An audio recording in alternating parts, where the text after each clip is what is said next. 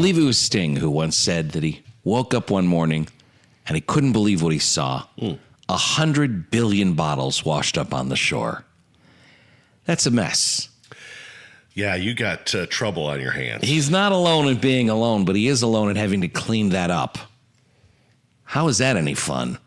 A message in a bottle. I know you've done time capsules. You've never put a message in a bottle. Nor have I. That seems like littering to me. Well, we did a time capsule, I believe, like in kindergarten.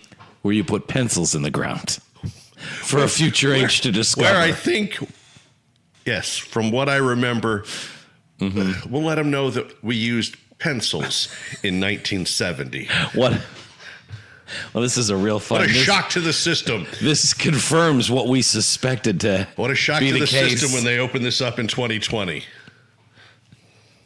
A message in a bottle, I think, should be reserved for help me. I'm a shipwreck victim and I'm trapped on an island and I need your help.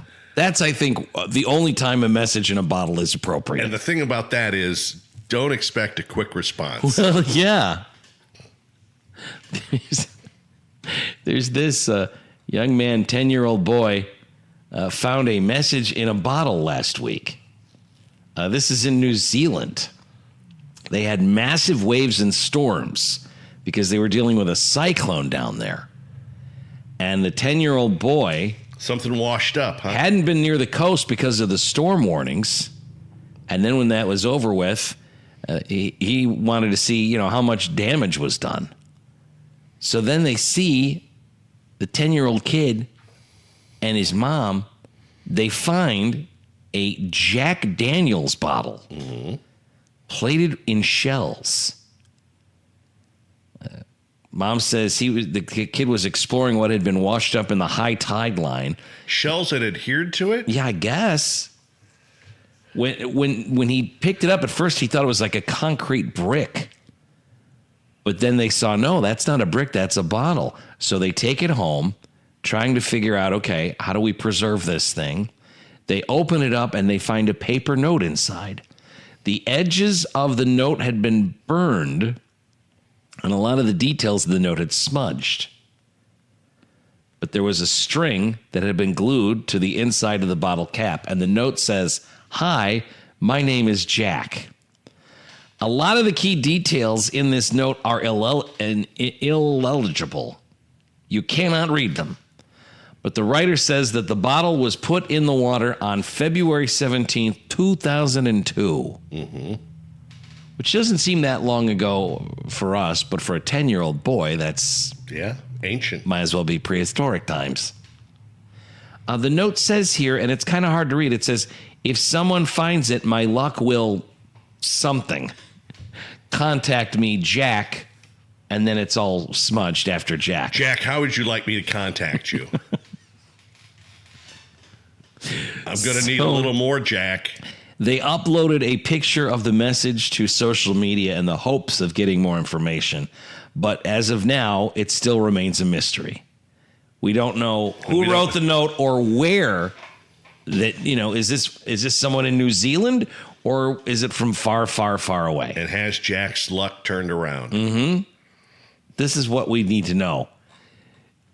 I didn't realize there was a luck component to somebody finding your message in the bottle.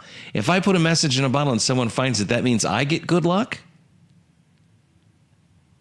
I didn't know that was part of it. I'm all for superstitions. I don't quite understand. Now, this is not a message in a bottle. Did you ever have a pen pal? No.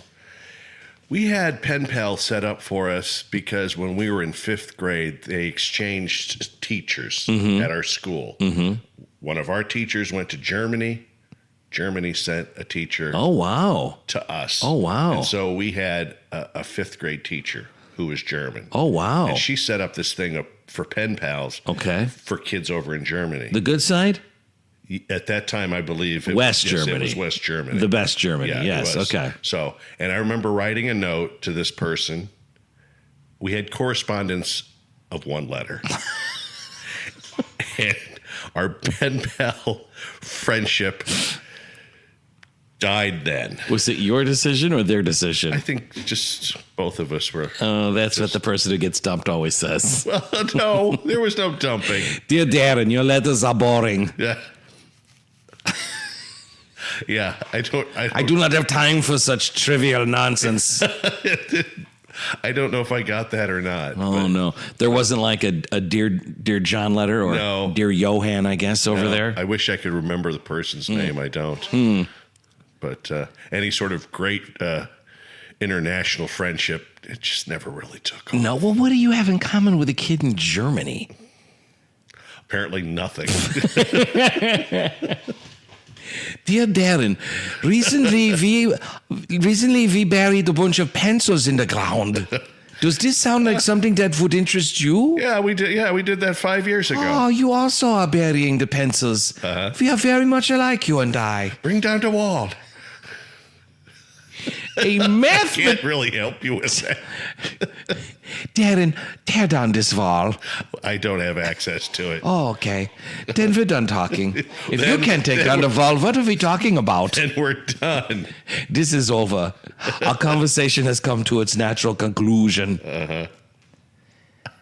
A mathematician has calculated your chances of stumbling across a message in a bottle, specifically to make it more interesting. Well, you got to go to where there's a body of water. That's true. Not a lot of message in a bottles being found in the Sahara Desert. Or up here on North Brady. No. What are your odds of finding a 100-year-old message in a bottle? That's what this mathematician Kevin Burke wanted to calculate. A century-old message in a bottle. The idea of coming up with a mathematical equation for this. It's probably not great, Kevin. Well, yeah, I think it's better odds than I would have suspected it is. Okay. Your odds of finding a 100-year-old message in a bottle, according to this mathematician, 1 in 8 million. 1 in 8 million. So not great, Bob. Yeah, not great, but I would think it'd be astronomically higher.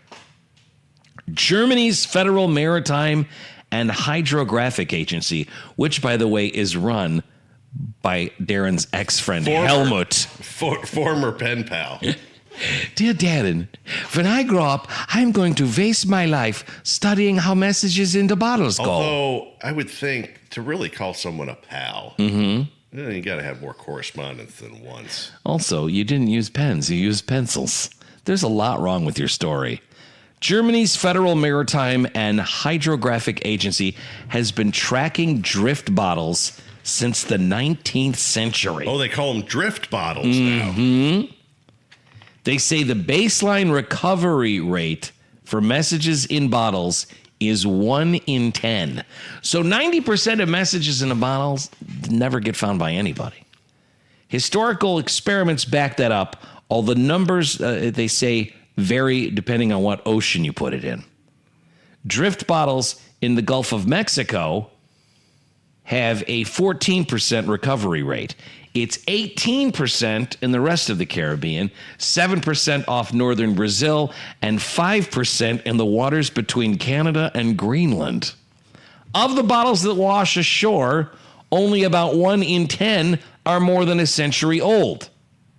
Burke was able to count 12 out of 106 documented recoveries. Multiply those two probabilities together, and you get a 1 in 100 chance that any given bottle tossed in the ocean both survives 100 years and gets found. Now, light degrades paper, and seawater corrodes glass, and sediment buries everything. So all of that is factored into this. Burke was prompted by a recent find off Australia's southwest coast. A bottle was recently found that was sent by a World War I soldier. A World War I soldier. His message to the world was, and I quote, "I'm as happy as Larry," end quote. Raji. What does that mean in World War I? As happy as Larry? If you want to improve your odds, they say, hunt along the Caribbean islands, which sit on the path of the North Atlantic a gyre, which is a massive circular current that sweeps bottles from both Europe and America's coasts. And they go right to the beaches. Maybe this can be another one of your activities when you retire. No. You go looking for bottles, messages in a bottle.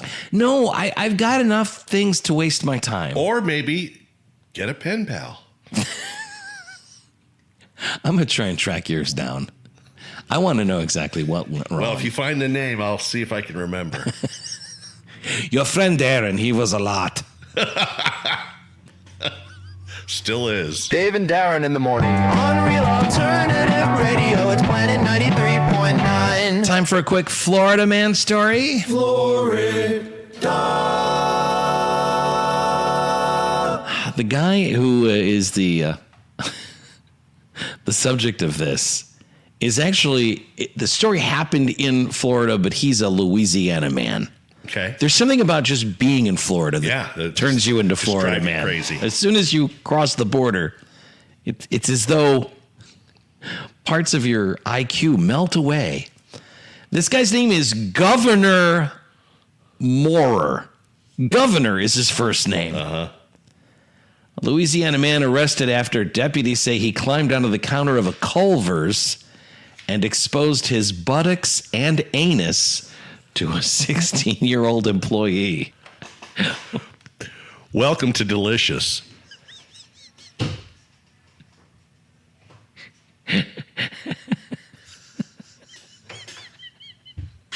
Consider yourself zinged.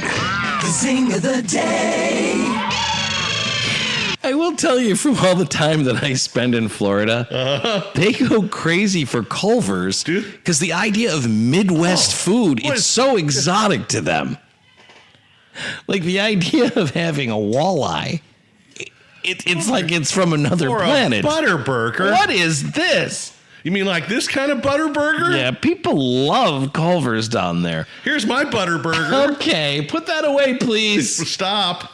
20-year-old Governor Moorer entered the Culver's in Navarre, Florida, with a group of young men who appeared intoxicated. Yeah, see, now Culver's doesn't strike me. A lot of places do strike me as a place, okay, we got to, Taco Bell. Okay. That's where you go when you're drunk. Yeah, you're going to load up. Yes. Culver's just doesn't seem like that's where you go. The food's delicious. Last place I'd go if I was young and drunk. It just doesn't, you don't even think about it. Hardee's. Yeah, Hardee's. Taco fine. Bell. Yeah. Gotcha. That makes sense. Village Inn. Oh, God, Village Inn, yeah. Of course. But Culver's? No. Yeah. The manager of the Culver's told the sheriff's office that the men became unruly and climbed on the booth they were seated at and then stood on the booth's seat. They were told to stop or they'd be asked to leave. According to the arrest report, a short time later, two of the men, including Marr, climbed onto the restaurant's counter and began to scream and make animal noises. That's when Maurer allegedly pulled his shorts down, flashing his buttocks and anus about 3 feet from the face of a 16-year-old employee who was working behind the counter. Random. The arrest report says the victim was visibly upset and wanted to press charges. Yes, you absolutely should. Wrecked him, damn near killed him. Deputies were able to corroborate the manager's account by viewing surveillance video. Maurer arrested and charged with indecent exposure and disorderly intoxication in a public place. He is currently out of jail on a $2,000 bond. Not here. Don't bring this to Culver's. Other places, okay. But not the sanctity of a Culver's. It's a morning show that you listen to on your phone. How does that make sense? This is Dave and Darren's top 5 things. Do you remember a couple of weeks ago there was a TV show that was an expose for reasons I don't understand why they made this, who wanted to watch it, but it was all about Bob Barker and what he was like backstage at The Price is Right. He was a tyrant. He wasn't. Well, that's what they were trying to portray him as. Well, then there's this new episode of the show where now they're going after Jerry Springer. the Jerry Springer talk show. We're getting the secrets behind the Jerry Springer show, which was on the air from 1991 to 2018. Quite a run. Wow. Jerry Springer show, from the outside looking in. This is a new documentary from the people at Hollywood Demons. That's the name of the show. Now, here's the thing about this particular episode. Yeah. Nothing's going to shock me, and I don't care. It's just... Well, there is something I think that was interesting because they're talking about Jerry, and the secret with Jerry was they would never tell him what the shows were until he was doing the show. He didn't want to know anything about what the setup was. He didn't want any pitches on what if we did this. He would just show up. I'm going to react. He would read on the teleprompter what they were talking about for that episode. Is that right? And he would just try to get through it. Okay. That was one of the secrets of the success. All right. Because I think if Jerry had any idea beforehand what they were going to do, he would have said, I don't know that we need to do that. None of this is real. Right? So Jerry's going to try to keep it as real as possible. Right. Keep it 100, Jerry. Yeah. Uh-huh. That's how you get moments like this. Our favorite Jerry Springer moment, right? Donna, this is my secret. I'm gay. I love wearing women's clothing. Remember this bra? These panties? I love wearing these. These were my dead mom's. And this is my tribute to my mom. It's the dead mom that really just always sends me over the edge. Why would anyone recognize the bra and panties of their mother? Do you remember those bra and panties? Why would I? It's all mom wore. She only wore this bra, these panties, nothing else. She never put anything over it. Remember? How could I forget? Wait a minute. That bra and panties looks familiar to me. That looks like a similar undergarment that my mother had. Wait a minute. Jerry never knew about the stories before they went to tape, and they say that helped because he didn't want to know what was going on beforehand. Keep it fresh. But the real secret, I think, that makes so much sense, this is so smart, trashy, terrible, awful, but smart. They say to get the fights that they wanted on the show, they would encourage the on-screen fights. Houston Curtis was an associate producer of the Jerry Springer show. And Houston shows up on Hollywood Demons and reveals the secret behind getting people to fight. That's the name of the show, Hollywood Demons. Hollywood Demons. And the first episode was Bob Barker? I think so. What goes on? I think they also did one on Matthew Perry. Quote, I noticed pretty quick what the secret was. Let's say I have two brothers in a conflict. Yeah. When you're prepping the guests, you tell one of them, if your brother says something you don't like, you can yell at him, you can get up in his face, you can even spit on him, but whatever you do, do not hit him. Then the other brother, you don't tell him any of that stuff. Quote, once you produce one person to get up and spit in someone's face, and then you don't give any instruction to the other one is going to haul off and knock the hell out of the one who did it. And boom, you got to fight. So essentially what you're doing is you're trying to encourage one of them Yes. to spit in someone's face. Yes. The one that you think is less likely to throw a punch, you tell them, get right in their face and spit at them. But under no circumstances can you hit. No hitting. But then the other brother, you don't say anything to.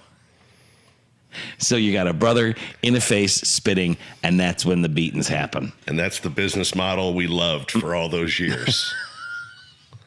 Didn't you go to a taping of this show? Yeah, we did. And you have no memory of it. Not much as to what the actual... I mean, I know we went, but it didn't strike me as being one of their... a real fantastic show. No. I don't remember what it was about. I'm guessing some sort of infidelity or... Yeah, I'm not really. But yeah, that's one of those things where I could almost forget that I ever did that. Like, no, we did. We did go to see Jerry Springer. It was at the NBC Tower, right? Yeah. So you went and you... Part of the audience. But you have no memory of what the Not really. subject was. Nothing too groundbreaking. Okay, this Jerry that debuts on Monday night. This is the season 2 premiere of Hollywood Demons. Okay. Let's see. They've also done the Dark Side of the Power Rangers.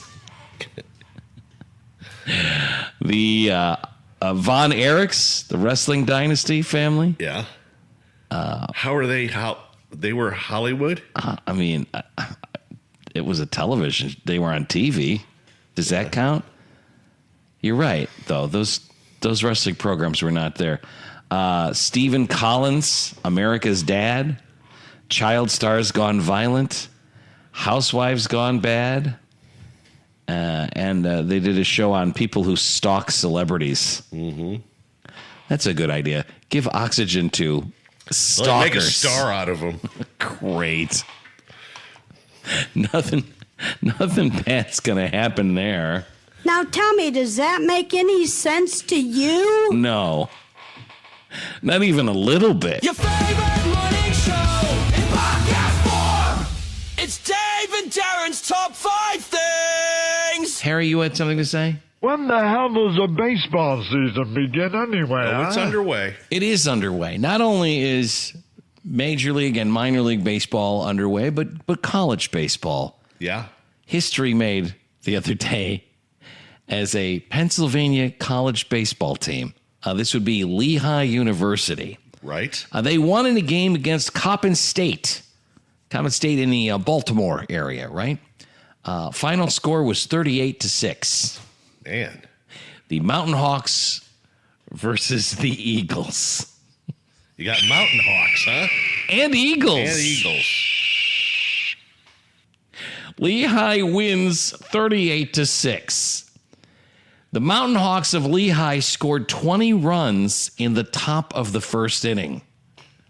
Did I miss anything? 20 runs in the top of the first inning. Yeah, if you showed up a little late, you'd think there's something wrong with the scoreboard. Yes. Our team hasn't even touched a bat. We're down 20-0. How many pitchers in the first inning? Well, let me ask you this. How many hits would you guess? Lehigh University, who scored 20 runs in the top of the first, how many hits in the top of the first inning? Yeah, in that inning. How many hits would you guess? Well, Lehigh University, 20 runs in the top of the first. Other things could have happened, I suppose. Mm-hmm. I'll say 22 hits. The answer is 3. 3? 3 hits! 20 runs. We are not that strong a fielding team. The pitching's not great. Well, the pitching doesn't sound like the problem. Oh, no. Oh, it's just all walks? Here's the top of the first. Hit by pitch. Yeah. Passed ball. Walk. Wild pitch. Hit by pitch. Then there was a 2 RBI double. Walk. An RBI single. That made it 3-0. Hit by pitch, 4-0. Hit by pitch, 5-0. Pitching change. Then a strikeout. Then a wild pitch at 6-0. Then a walk. Then another walk at 7-0. This is going to take a while. Another walk, 8-0. Hit by pitch, 9-0. Hit by pitch, 10-0. Let's go ahead and get another pitcher out here. He's going to walk, and now it's 11-0.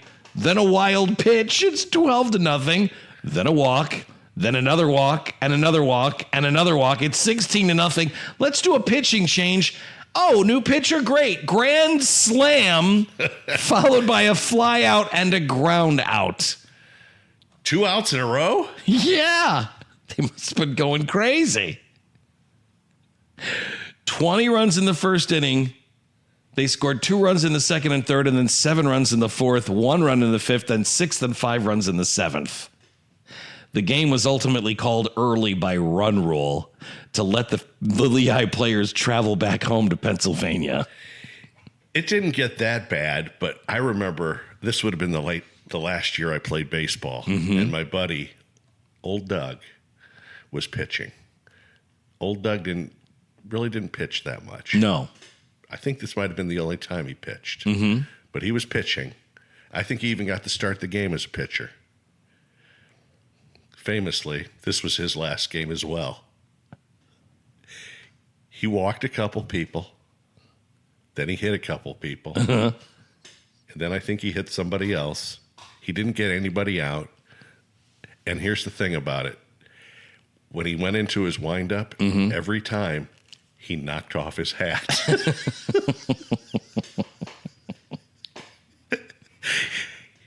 He thought he was capable of throwing. He thought he could throw a palm ball. And what he was throwing, he was basically hitting people. They took him out of the game. I think he gave up a run. He had not recorded any outs. And at that point, he quit the team, took off his uniform, and sat in the stands and watched the rest of the game. Lehigh sent 20 runs across the plate in the top of the first inning, which breaks a D1 record set over 50 years ago. And Aiden Quinn, who's a player for Lehigh, not the famous actor, Aiden Quinn drew 7 walks in the game. That breaks the D1 record for most walks drawn by a single player in a game. Did he swing once? No need to. And put the bat right here. There's Just no leave it right need here to. on my shoulder. No need to. There was a kid. Sometimes I just put it on the ground. There was a kid on my team when I was doing Pony League. The kid's name was Ron. Despite the fact that we were all 12 years old, Ron was somehow a very elderly gentleman. Is that right? Yeah. On your team? Yeah. And Ron, I loved Ron so much because Ron was the only kid on the team worse than me. So I always had, like at the end of a game or always the end had of a Ron. practice, I was always like, at least I'm not Ron. Thank God for Ron. And Ron, every time, I'm not kidding you. Was it I'm 'cause- not exaggerating. Was it because his eyesight had gone because he was so old? He was a very brittle old man at 12. And he talked in an old man voice. And he didn't do this once. It was every single time. Whenever Ron would get in a game, because he spent a lot of time on the bench and he'd be put in for like pitch hits if we were up big, you know. Yeah.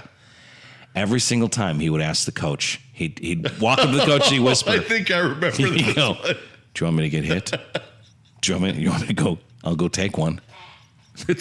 Ron's strategy was he knew that swinging a bat would be futile.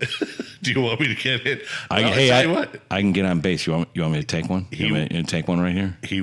And the coach would always be like, "No, Ron, try to hit the ball." I can do this. I can step right in front of it. Things would have worked out well for him if he would have faced old Doug. I would give anything to know whatever happened to Ron, because I'll take one for the team. Hey, coach, like he would call a timeout from the batter's box, walk to the dugout, and be like, "Should I take one here? What do you think? You want me to lean into one?" I remember getting hit by a pitch in Little League. Yeah. I got hit in the mouth. Oh no! With the ball. Oh no! Yeah, I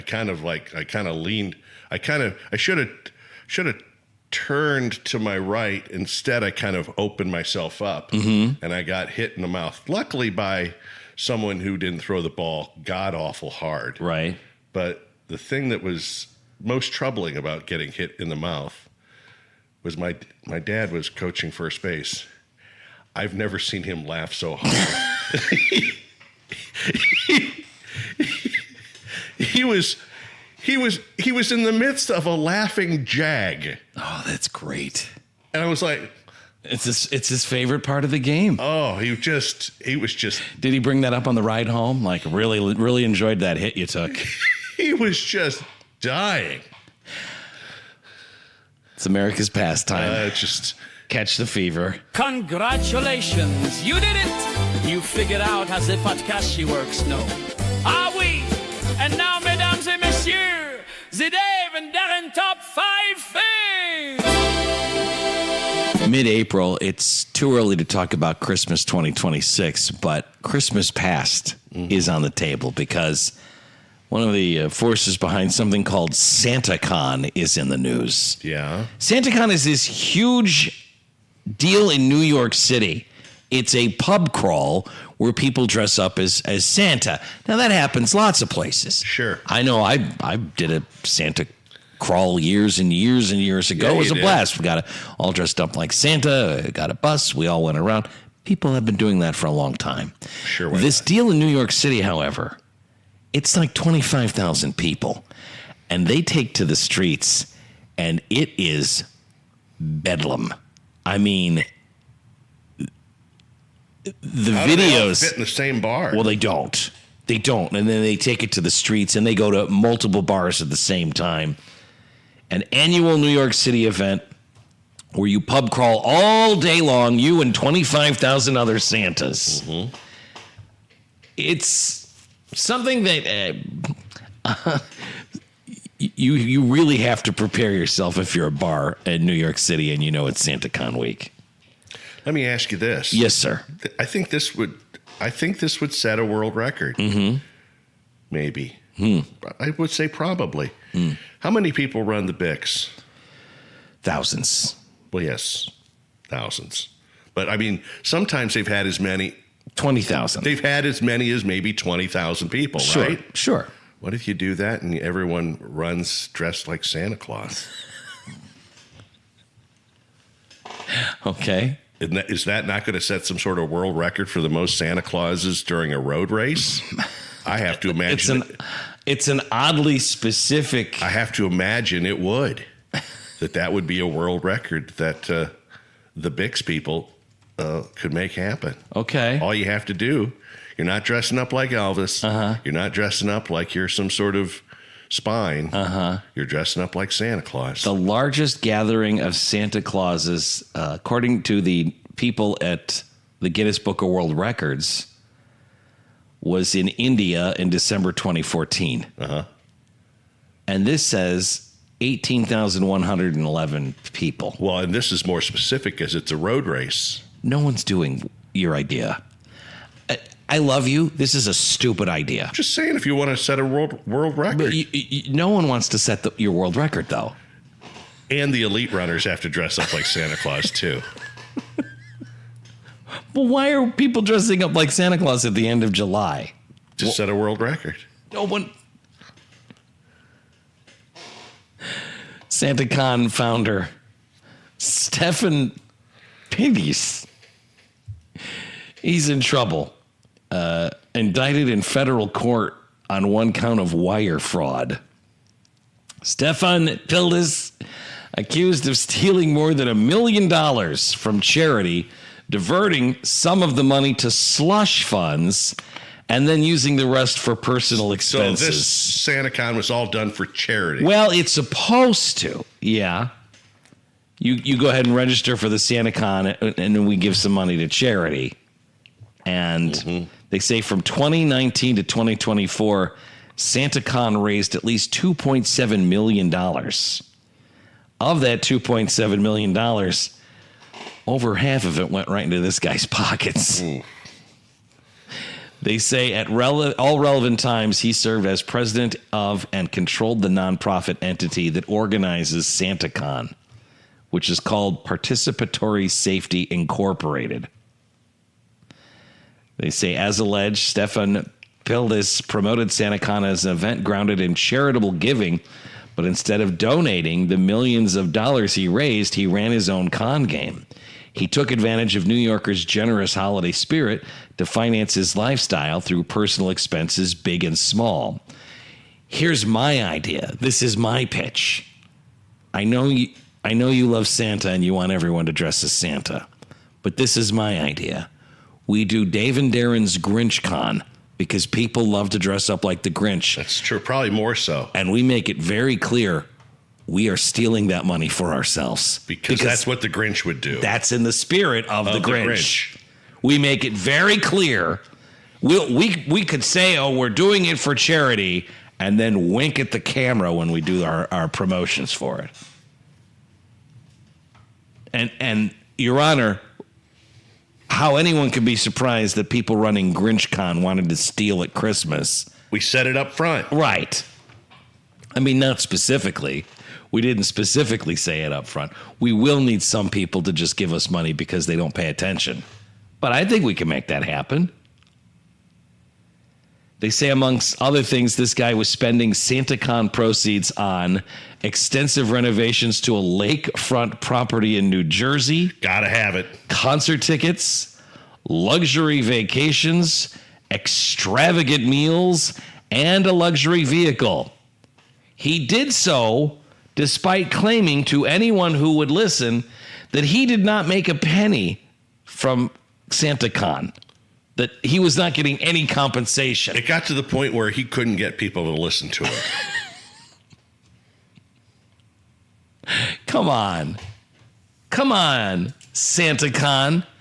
Although, I will say this, SantaCon, the name, it's about being conned. That's what I would say if I were this guy's attorney. It's what you signed up for. It's not a convention of Santas. And it's not like some of the money didn't go to charity. Right. Half? Some of it did. That's like a 50-50 raffle. Give me this guy's information. I'll represent him in court. I think we can walk. I really do. Now let's get to that lakefront property in New Jersey. I want to see the renovations. Is it all over, Rock? I guess so. I didn't think it'd be like this. Well, we sure had fun, but now fun is done. The old clock on the wall says sorry, but that's all for Dave and Darren's top 5 things. Hasta la vista, suckers.